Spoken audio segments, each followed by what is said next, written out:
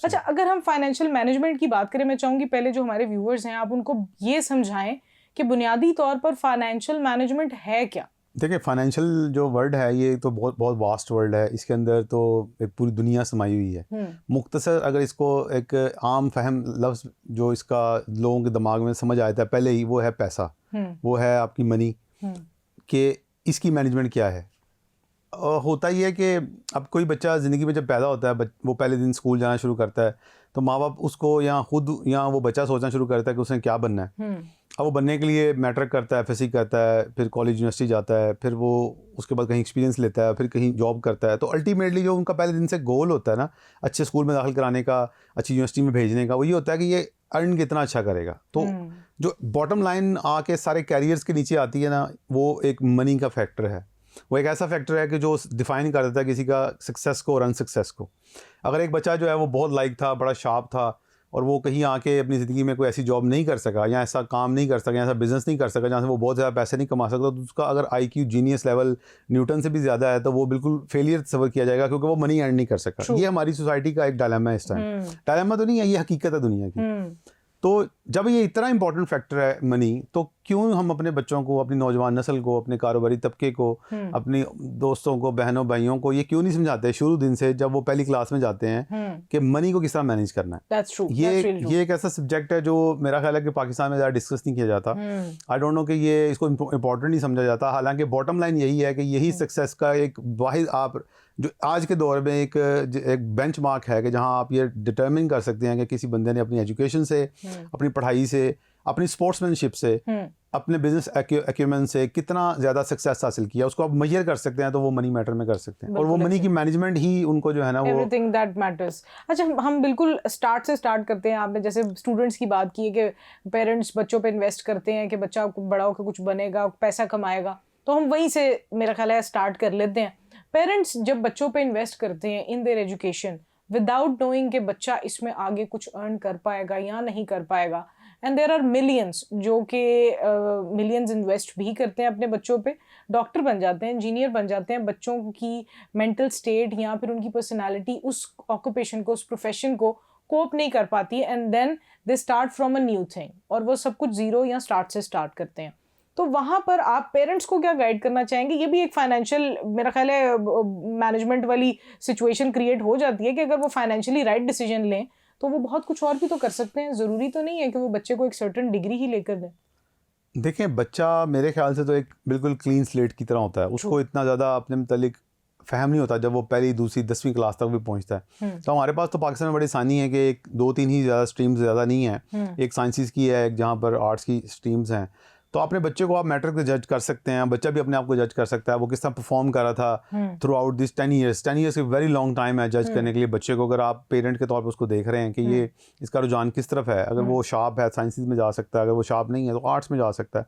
तो वो इस तरह से ये भी एक गलत क्राइटेरिया है वैसे नहीं, लेकिन ये पाकिस्तान में एक नॉर्मली क्राइटेरिया ये है ना कि आप इस तरह से अगर लें, जो बच्चा आर्ट्स में जा रहा होता है उसको डिफरेंट सेट ऑफ स्किल होता है बेसिकली। उसका दिमाग डिफरेंट तरीके से वर्क कर रहा होता है। ये ज़रूरी नहीं है कि वो जाके वहाँ पर कोई नाकामी का सामना करना पड़ेगा, बल्कि हो सकता है उसके लिए ज़्यादा बेहतर हो। मैंने एक्चुअली ये क्वेश्चन अपने एक टीचर से किया था। वो डॉक्टर मजीद साहब थे, प्रोफेसर थे यहाँ पर गवर्नमेंट कॉलेज यूनिवर्सिटी के अंदर इंग्लिश के। तो मैं जब मैट्रिक किया तो मेरे अच्छे नंबर आए, A+ ग्रेड था। तो मैंने कहा सर मुझे समझ नहीं आ रही कि मैं आगे प्री इंजीनियरिंग करूँ कि प्री मेडिकल करूँ, क्योंकि आपने डिसाइड करना होता है जाके FSC के अंदर। तो मेरी तरफ उन्होंने देखा तो उन्होंने कहते हैं पुत्र भावें आर्ट्स कर लै, तो भावें प्री इंजीनियरिंग कर लै, भावें जो मर्जी कर लै, लेकिन जो करेगा ना वो बेस्ट करी, जो करेगा वो बेस्ट करी। तो वो मुझे उस वक्त बात समझ नहीं है कि मैंने फिर उन्होंने मेरे से बात दी है लेकिन उन्होंने बात बिल्कुल ठीक की उन्होंने। हाँ, जो तुम चाहते हो ना करना उसको बेस्ट कर देना, मतलब उसको आखिर तक कर देना। हम उसको रास्ते में छोड़ देते हैं। वो जो रास्ते में छोड़ना है ना, वो नाकामी का वजह बन जाती है। अगर आपने अपना पाथ चुन लिया है ना, तो then let's do it till at the end, get it best, try to achieve best in that. तो वो जो रास्ता आप चुने ना, कोशिश करेंगे उसमें आप थके ना। लोग थक जाते हैं उस रास्ते पे चलते हुए। तो आपको पता होना चाहिए मेरी लिमिट्स क्या है, मेरी मेरे घर में मेरे हालात कैसे हैं, मेरे पेरेंट्स की एक्सपेक्टेशंस कैसी हैं, मेरी जिम्मेदारियां कैसी हैं, ये सारा कुछ आपने खुद एनालिसिस करना है। हर बंदे की इंडिविजुअल लाइफ है, उस हिसाब से उसको डिसाइड करना है कि अब उसने आगे जाके कैसा कितना लॉन्ग पाथ लेना है। अगर वो लॉन्ग पाथ ले सकता है तो डॉक्टर बने, उसके बाद फिर स्पेशलाइजेशन करे, फिर जाके जॉब्स करे, उसके बाद इम्तिहान दे दुनिया के डिफरेंट, और उसके लिए उसके पास पैसे भी हों, पेरेंट्स के पास इतना रिसोर्सेज हों कि वो सारा कुछ कर सकते हैं, तो then why not, he should do it. तो मेरा ख्याल में ये कि ये हर बंदे के ऊपर डिपेंड करता है कि उनके सर्कमस्टांसेस पर डिपेंड करता है। It is the right choice you make when you are starting a career, ये बहुत इंपॉर्टेंट है।